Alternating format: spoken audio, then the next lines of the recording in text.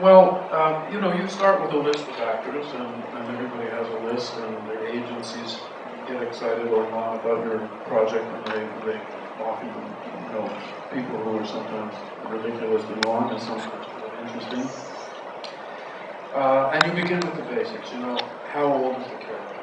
How old is this actor? Can this actor do a New York accent, even if he's an American? Can he do a convincing New York accent?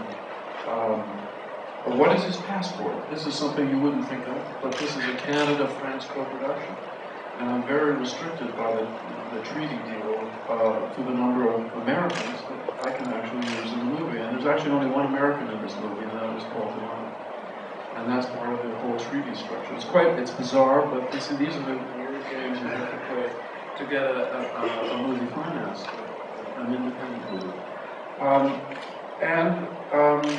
Does he have the chops? You know, does he have the charisma? Because he is in absolutely every scene in this movie. And you know, even in a big Tom Cruise movie, you will not see Tom in absolutely every scene, but this he is in every scene. And so you're going to be looking at his face a lot, and I'm going to be looking at his face a lot, and I want to be constantly inspired and excited by that face, by that performance, and by the charisma that he has. And gradually, I started to think Robert Pattinson was the right guy. Once we got in touch with him, he was totally shocked because he's the sweetest, loveliest guy. He's very down to earth and very self-deprecating. He really was shocked that anybody actually wanted him for a movie. Honestly, you know, because he gets offered a lot of stuff, but it's all terrible stuff. You know, very obvious, you know, vampire teen stuff. He immediately saw that this wasn't that somehow. So he was very excited about it, but he was also afraid. And you know, it actually doesn't surprise me, but a lot of actors, even very older, experienced ones, they say, "Am I really the right guy?" You know, they don't want to be the guy who destroys your movie, who brings it down, who can't do it. And Rob, not being all that experienced, really, in terms of the range of characters that he's played, was worried about that. He knew it was good. He knew it was funny. I mean, he really responded to the humor very well because it is funny. And Don's Little's writing is always funny. It's not always recognized that way, but he's a fine comic writer, really. So it took me about 10 days to convince Rob that he should do it, that he was the right guy. And once we did that, we never looked back. When you work with someone like Robert Pattinson, do you talk a lot about what you think the character is, or backstory, or things like that, or is it much easier to sort of be precise in terms of things that he should be doing?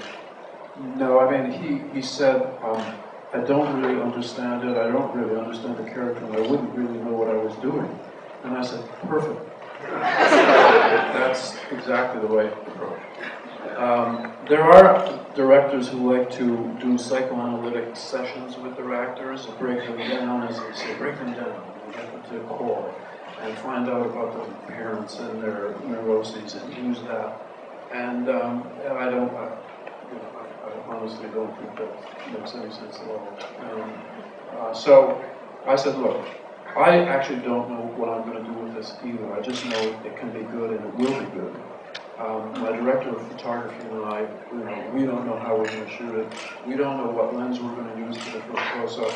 And that's actually a critical thing. You know, is it going to be a long lens so that the camera's back here, but you're in close-up? Or is it going to be a wide-angle lens and the camera's going to be in your face like that? And for an actor, that makes a big difference. And for the audience, it makes a big difference as well. But I don't know. We don't know how we're going to shoot it. And he said, okay, if that's great. And so it was. And so I had never heard the dialogue spoken until we were shooting the movie. And I don't rehearse. I don't do storyboards. I really need to be there with the real actor, in the real set, really shooting the movie. And that's when I figured out how to do it. And Rob really responded beautifully to that. He really did. Because I was throwing a different actor at him every day or every 2 days. And it's kind of destabilizing, but it's also kind of invigorating for an actor. if he's really responsive and attentive to the other actor, and Rob is. I mean, I think he's a superb actor. So. Finally, just talk a little bit about the ending. Was that the ending something that was difficult for you sort of on the level of screenplay, or did you want to end the film like that from the beginning? Well, it's really the book. I mean, there are sort of strange metaphysical things in the book that are not in the movie. In the book, there's a watch that he has, Eric, in which he seems to see the future and see himself dead and so on. And then some things like that.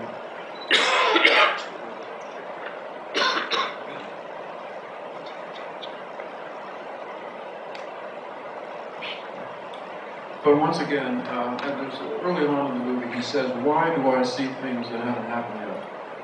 And in the book, there's a suggestion that he's actually seeing some slightly, just a few seconds in advance, some future things, events on the screens. We actually tried that in the movie. There were ways to do that, and I thought it gave it a kind of a sci-fi spin that I really didn't think worked. And it's funny, once again, in the book, I don't think anybody would consider the book science fiction, but it gave too much of a sci-fi spin to the movie. So I didn't do that. That meant that the end of the movie was going to be what it is, which is a 22-minute scene between the two guys, and I was basically around. In the novel, they're pretty much just sitting opposite each other.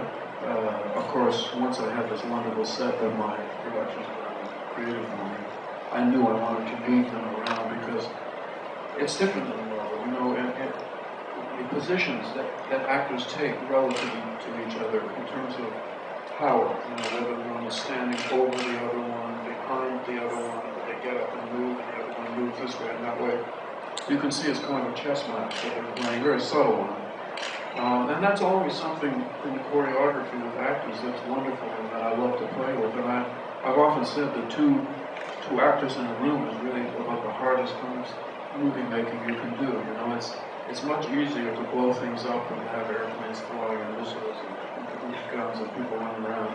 But two people in a room talking, that's hard. And so to find the life and to find the subtlety and the shading and everything and all of the dialogue.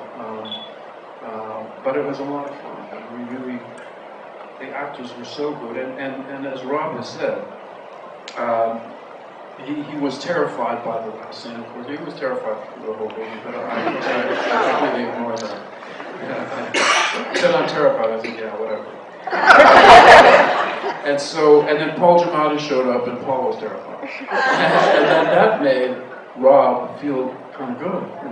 Here's Giamatti is terrified of this scene because there's a lot of dialogue, and it's just the two of them, and there's no place to hide. And of course, the first thing, just a little side thing, Paul says to me, he said, "What's with Rob? He's doing this weird fake English accent. Is he trying to psych me out or something?" I said, "No, he's English." Paul had no idea that Rob was English. His natural accent is English.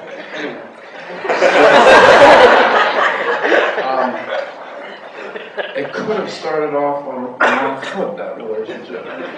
Anyway, we had 6 days boarded for this last scene, and we shot it in 3 days because they were just so good. And the last shot of the movie, where Paul is behind him with the gun, was a very long shot. One take. That was it. That was enough. They were just so good. Let's get some questions from our audience. Yes, sir.